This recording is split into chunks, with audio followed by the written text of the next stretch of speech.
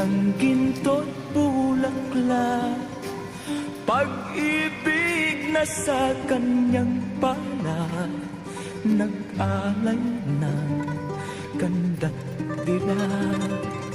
At sa kanyang yumi at ganda, dayuhan ay nahalina.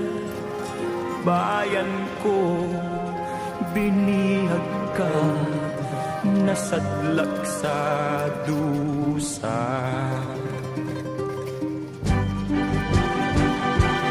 Ibon mang may layang lumipad, kulungin mo at umiiyak. Bayan pa kayang sakdal dilag, ang di magnasang makaalpas. Pilipinas kong minumutya, pugad ng luha at dalita, aking adhika, makita kang sakdal laya.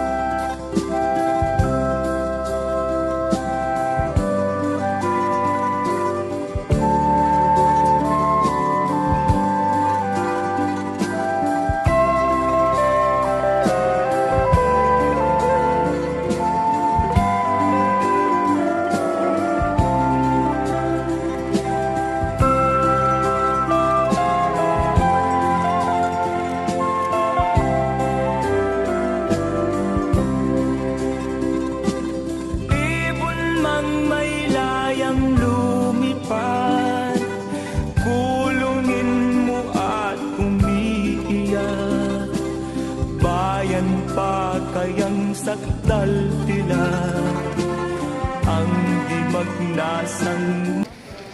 We have just witnessed a solemn act, the ceremonial retirement of our beloved Philippine flag, done with dignity as called for by the flag and heraldic code of the Philippines, Republic Act number 8491. This moment was not an end, but a tribute. The flames that returned this flag to the earth did not erase its meaning. They honored it. That piece of cloth may be gone, but the values it stood for remain burning in our hearts.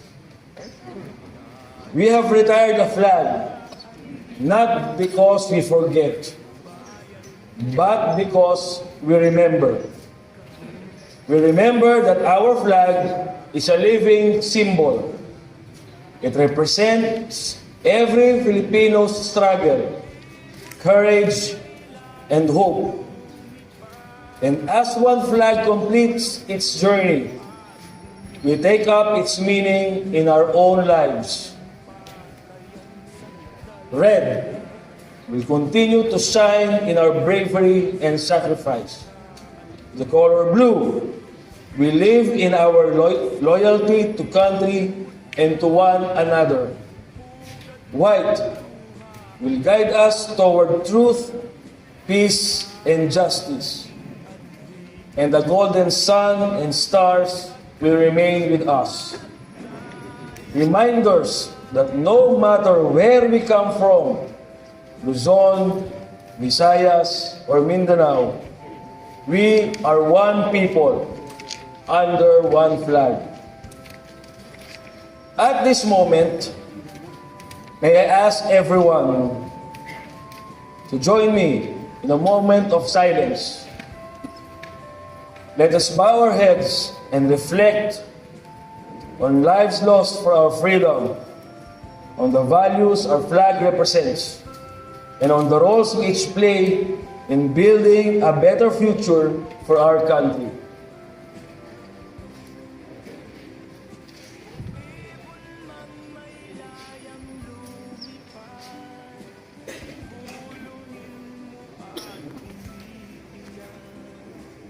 Let today be more than a ceremony.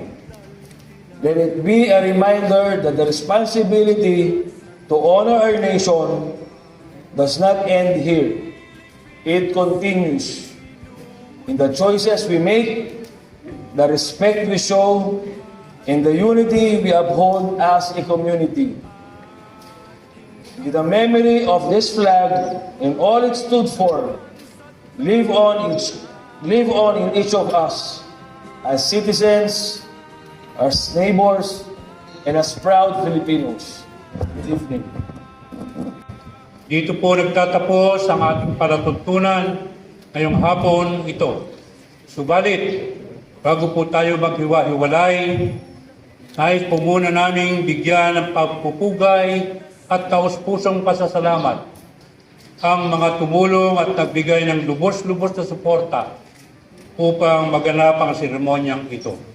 Una, nais po naming pasalamatan ang ating punong barangay, mga kagawad at ang buong sanggunian ng Barangay Greater Lagro sa umuno ng kanilang kagalang-galang Barangay Chairman Leo Bigara. Palakpakan po natin sila. Ganon din po si Ginang Saida M. Padulyo, ang punong guro na our principal ng Lagro High School, pati na rin ang mga ibang kawani ng mataas na paralan ito. Ganon din yung kanyang naging representative, brother. Sa pagbibigay po nila ng tulong at pagkakataon upang ganapin sa paaralang ito ang pagtitipon na ito. Ganon din, pasasalamat kay Ginang Sonia M. Perfecto, ang board member ng Boy Scout of the Philippines, Quezon City Council, at si Sir Knight Rudy Pio Barbero, Sr. Ganon din ang kanyang mga ibang kasamahan opisyales ng Boy Scout of the Philippines, gaya ni Doktora Rufina H. Bisquera, si Dr. Angelico Araha, at ang kanilang mga kasamahang Girl Scout at Boy Scout na nandito po ngayon na tumulong sa ating pag-aayos para maganap ang seremonyang ito. Ganon din, pinasasalamatan po namin si Ginang Yolanda Mogueras, past regent ng Daughters of Mary Immaculate ng Lagro Chapter, na siyang gumanap na isang bilang inang bayan, kasama mga ibang miyembro ng Daughters of Mary Immaculate na dumalo upang saksihan ang seremonyang ito. Pinasasalamatan din po namin ang Grand Knight ng Council 7178, si Attorney Grebert Clark T. Season, na siyang nagbigay ng paliwanag sa kahalagahan ng ating watawat.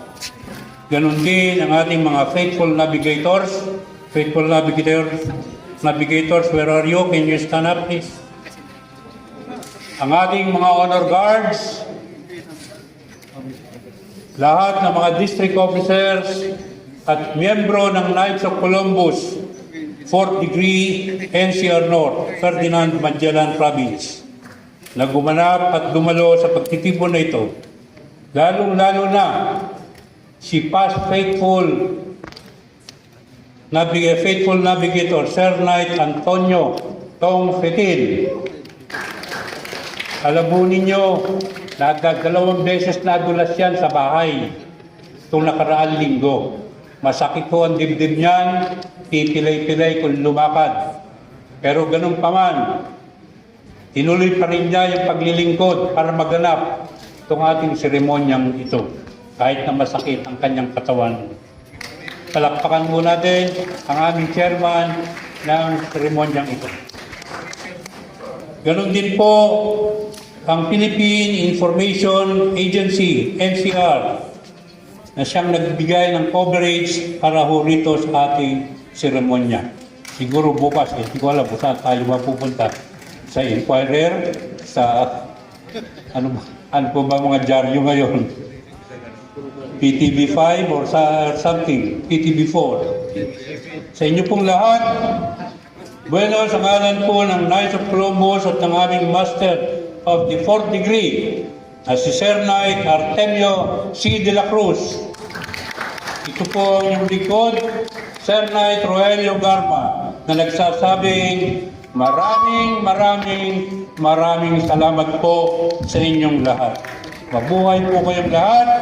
Mabuhay ang ating bansang Pilipinas. May God bless us all. Maraming po salamat.